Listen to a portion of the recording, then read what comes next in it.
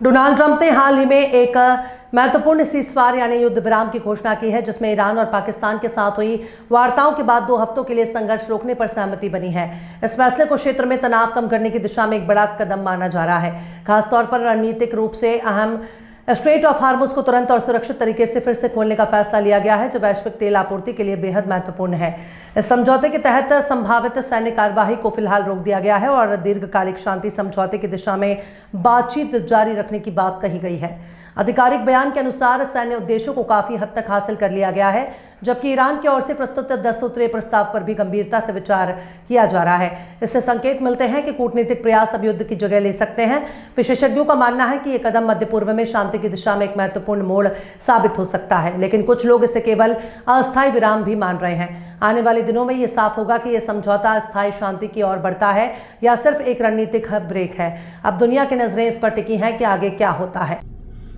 कल रात पूरे विश्व ने राहत की सांस ली जब अमेरिका के प्रेसिडेंट डोनाल्ड ट्रंप ने करीब रात के 4 बजे युद्ध विराम की घोषणा की। उसके बाद आज दिन भर ईरान की ओर से और अमेरिका की ओर से श्रेय लेने की होड़ लगी रही।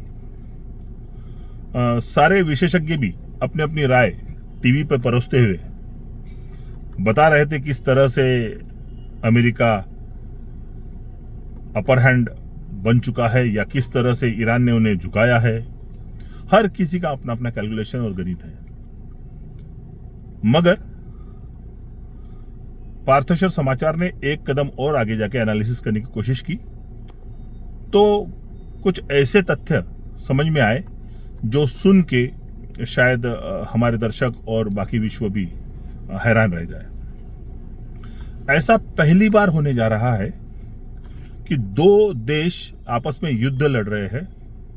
युद्ध में करोड़ों अब्जों रुपए का संपत्ति और सैनिक पूरे हथियारों का नुकसान हो रहा है, और युद्ध विराम होने के बाद दोनों देश अपने आप को प्रॉफिट फायदे में देख रहे हैं। सुन के आपको भी आश्चर्य लगेगा। जी हाँ,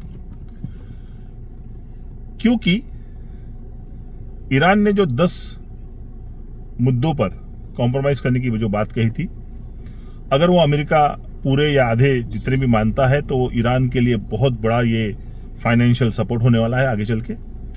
उसने जितना भी युद्ध में विनाश हुआ है उसके कंपनसेशन की भी बात की है।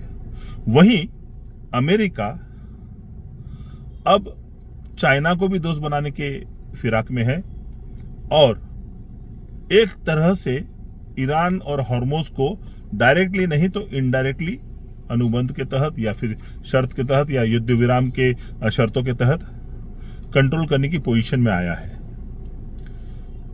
कुछ ही समय में इसका नतीजा ऐसा निकलेगा कि दोनों ही देश बहुत फायदे में नजर आएंगे। ये दोनों देश अब समझ में आ गया इनको कि अगर हम लोग असहयोग कर दे तो विश्व के तकरीबन 150 देशों में हाहाकार मच सकता है। तो डोनाल्ड ट्रंप ने जो घोषणा की है युद्ध विराम की, इसके पीछे बहुत सारे और भी गणित है। जैसा कि इजराइल के प्रेसिडेंट ने कह दिया है कि लेबनान का इस एग्रीमेंट में कोई लेना देना नहीं। तो अभी तक ये क्लियर नहीं है कि क्या लेबनान के ऊपर में हमले जारी रहेंगे। अगर ऐसा होता है तो फिर किस चीज का युद्ध विराम।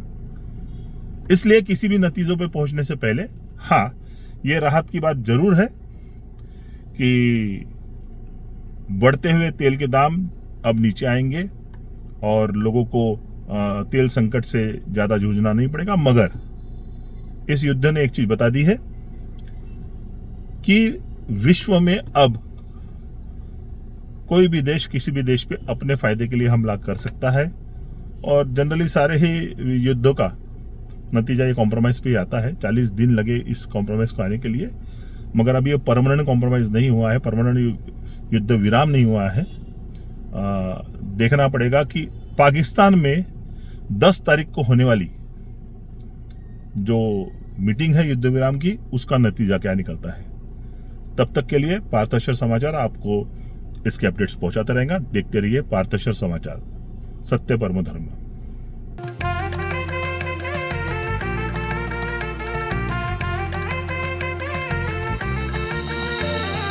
माना पानाचा नात्या गोत्याचा पसारा लई बाई वाढला. रुसवा नको ग बाई कुणाचा मोठ्यानी उतारा काढला. लगीन घाई सुचून देई खरेदीने पणा काढला. खरेदीला वर्षीधीने उत्साह नवा आणला. बांधला बसका बांधला, बांधला बसका बांधला, बांधला बसका बांधला, बांधला बसका बांधला. कमी किमतीत आणि क्वालिटी सोबत बरं का. आहे तर शक्य आहे.